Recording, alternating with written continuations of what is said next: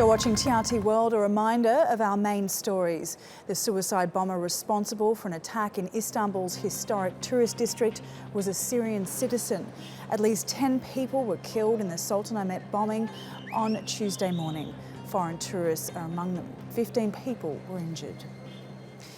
And joining us now is Professor Gulnur Aybet from the Centre of Security Studies at Bahçeşehir University. Thanks very much for your time and for coming in.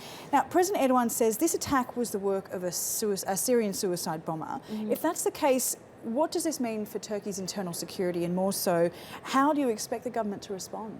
Well, the Syrian war actually has left a really high mark on Turkey. I mean, Turkey is the only regional country that's really felt the worst of this war in terms of refugees as well as security. So we can say that this is not really a turning point in that respect. Of course, at this stage, we don't really know who perpetrated the attack, but it looks like it could be an ISIS-related attack.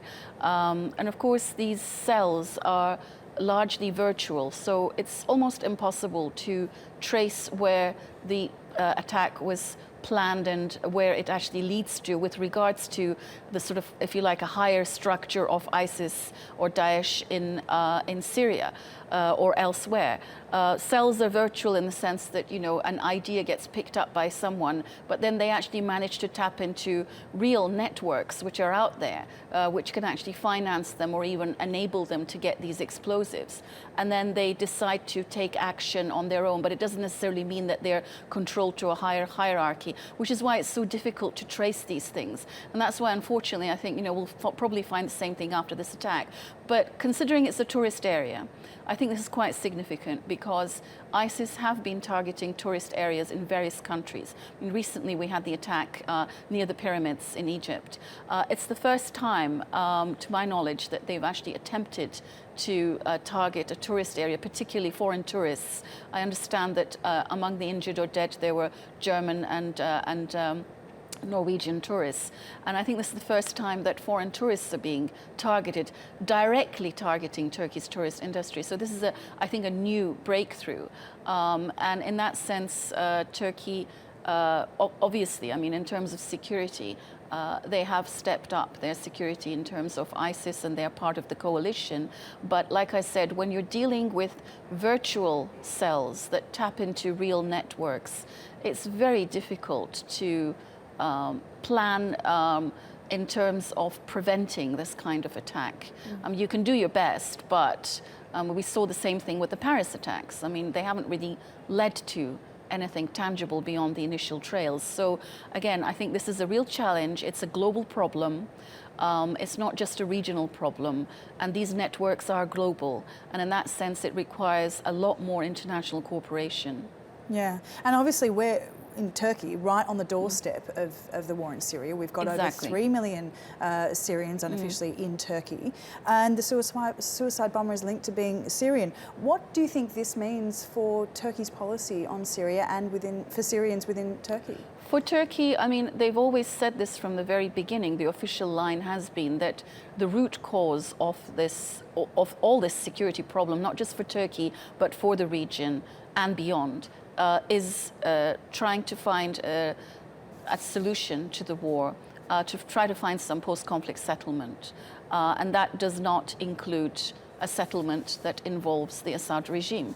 And I think, you know, a new kind of governance, a new kind of post-conflict settlement is needed now more than ever. But with Russia entering the theater of war and not really fighting ISIS in the field, but the actual rebels that are fighting the Assad regime, has made things actually a lot more difficult in terms of reaching that end game.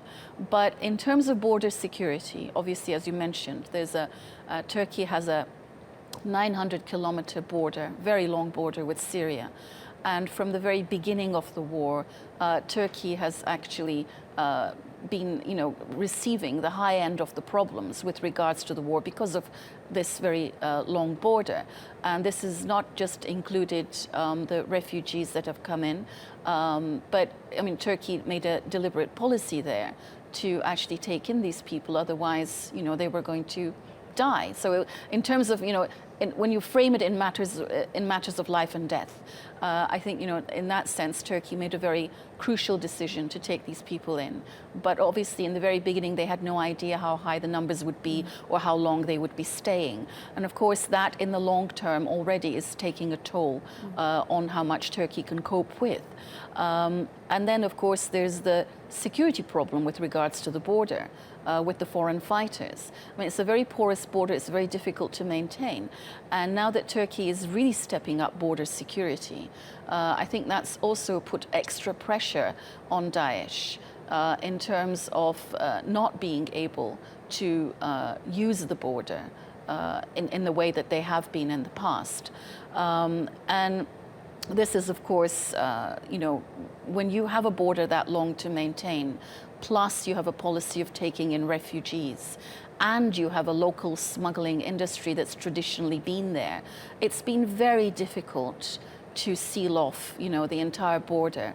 And that's why some terrorist groups, not just Daesh, but also the PKK, have, you know, taken advantage of this. And I think, you know, in that respect, you know, border security is now the ultimate important issue on the desk with regards to Turkey's security issues. And certainly now that Turkey's been funded $3 billion to keep Syrians within Turkey as well. Thank you very much for your time today, Gulnur Aybet.